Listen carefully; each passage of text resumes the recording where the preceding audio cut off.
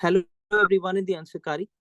Today we will study about the homeostasis and the subsequent concepts of the environment. तो अगर हम बात करते हैं environment की, तो environment की एक natural capacity होती है जिसकी वजह से वो external और internal जो भी changes होते हैं उनसे अपना एक जो natural balance होता है जिसको equilibrium कहते हैं उसको maintain कर पाता है. इसको हम बोलते हैं homeostasis.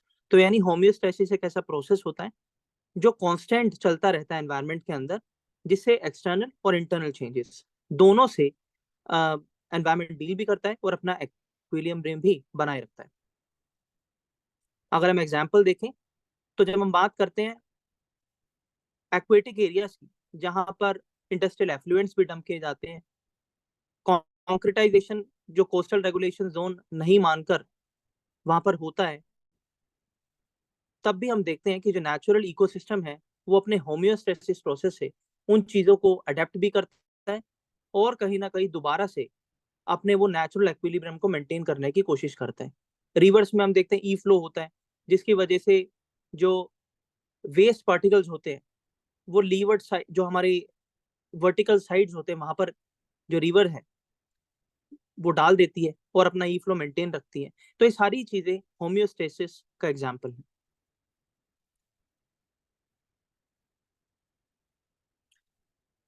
तो स्टेबल एक्विलिब्रियम बनता है.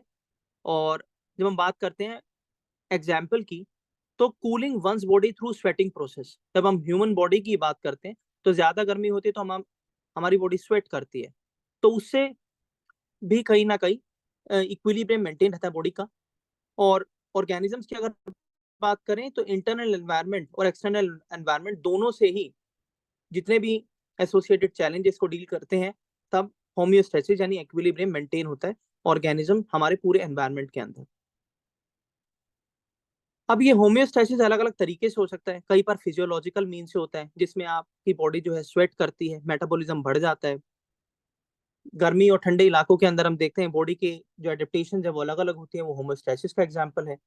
पोलर बियर जो कि हाइबरनेट करते हैं, that is an example of homeostasis.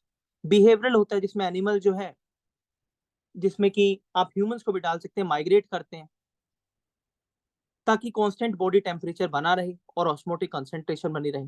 Birds and mammals भी इस तरीके से करते हैं. और इनके लिए जो प्रोसेस होता है उसको बोला जाता है thermo regulation and osmo regulation, यानी ऑस्मोसिस को रेगुलेट करने के लिए और थर्मो यानी हीट को रेगुलेट करने के लिए. प्लांट जो है do not have such mechanism to maintain internal temperatures. तो हम यहाँ पर एक फैक्ट है कि प्लांट्स का इंटरनल टेम्परेचर करने के लिए आपस का अपना कोई रेगुलेशन नहीं होता है, तो उनकी रेंज जो है वो कहीं ना कहीं लिमिटेड होती है. इसके बाद अगर हम बात करें,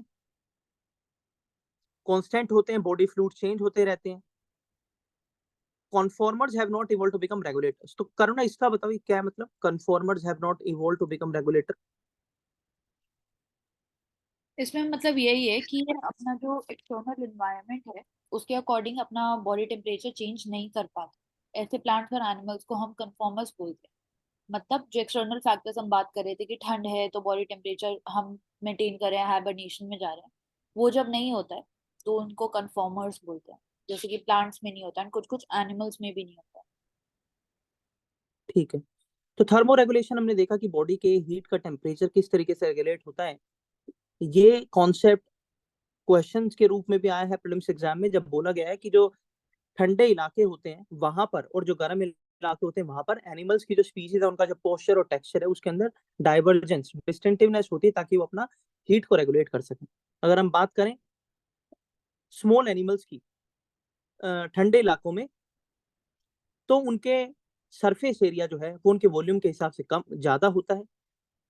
और they tend to lose body heat very fast when it is cold outside. यानी वो हीट, they tend to lose body heat very slow होना चाहिए यहाँ पे, तो when it is cold outside. औषिक, अगर ठंडे इलाके में आपका जो सरफेस एरिया है वो ज्यादा है आपके वॉल्यूम से, तो कहीं ना कहीं आपकी जो हीट एमिट करने की जो कैपेसिटी है वो कम होनी चाहिए ताकि आप ज्यादा देर तक गर्म रह सके. We will cross check it later on. करो इसलिए कंट्रोल। चेंज होता है ना प्रवेश। फॉर एग्जाम्पल अगर सरफेस एरिया ज़्यादा है तो हीट लॉस ज़्यादा होगा। ओवरऑल हीट लॉस ज़्यादा होगा तो ऐसा बॉडी में अडेप्टेशन होगा कि हीट लॉस कम करने के लिए सरफेस एरिया को कम करे। उसी बारे में लिखा हुआ है। ठीक है। एंड कन्फॉर्मर्स में हम बोल सकते हैं कि ये कोल्ड ब्लडेड एनिमल्स होते हैं। मतलब इनका जो इंटरनल टेम्परेचर है वो चेंज नहीं होता। इसमें एग्जांपल हम देख सकते हैं एम्फीबियंस का, रेप्टाइल्स का, फिशेस का। एंड देन रेगुलेटर्स जो होते हैं वो इंटरनल टेम्परेचर अपना चेंज करते रहते हैं एक्सटर्नल एनवायरनमेंट के अकॉर्डिंग। ठीक। तो यहाँ पर हम देखते हैं very small animals are rarely found in polar region. तो यही कारण होता है जिसकी वजह से हमें छोटे जो जानवर होते हैं वो नहीं मिलते पोलर रीजन के अंदर।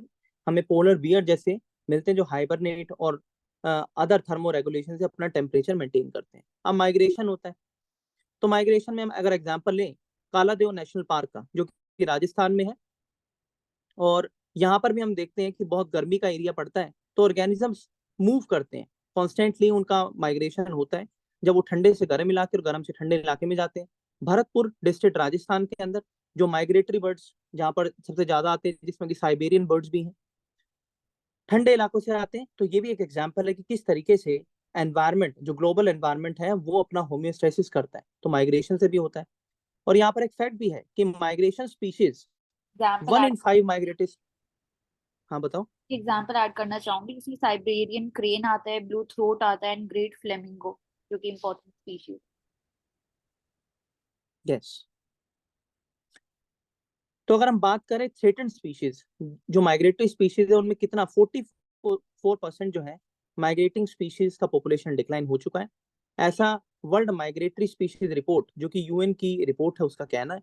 और यूएन कन्वेंशन भी है माइग्रेटरी स्पीशीज जो कि बोन कन्वेंशन के नाम से जाना जाता है। जर्मनी में 82% इनके हिसाब से थ्रेटेंड है और 90% माइग्रेटरी फिश थ्रेटेंड है according to the Bonn convention. Suspend.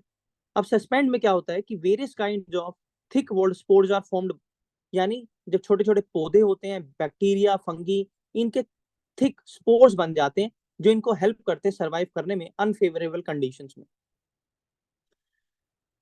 Homeostasis biological system के अंदर रेजिस्ट करता है चेंजेस को, और ताकि एक्विलिब्रियम बना रहे। सेल्फ रेगुलेशन की एक्टिविटी को होम्योस्टेसिस कहा जाता है। इंडिविजुअल से लेके पूरे एनवायरनमेंट की अपने होम्योस्टेसिस होते हैं। एग्जाम्पल पॉन्ड इकोसिस्टम, जहां पर जू प्लैंक्टन बढ़ते हैं, फाइटोप्लैंक्टन को खाते हैं, मतलब they consume them.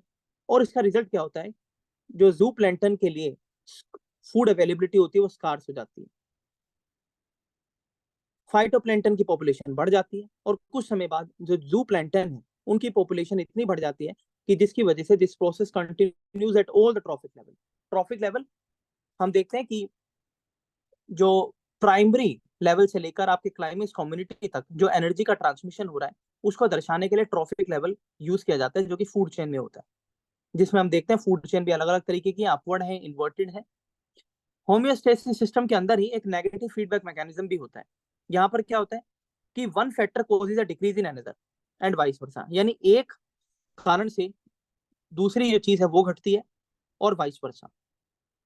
Limiting resources हो जाते हैं, स्कार्सिटी ऑफ फूड हो जाती है, स्टेबिलिटी मेंटेन नहीं रह पाती है। और हम बोल सकते हैं कि जो होम्योस्टैटिक कैपेसिटी है, जो एक्विलिब्रियम है, वो अनलिमिटेड हो जाता है।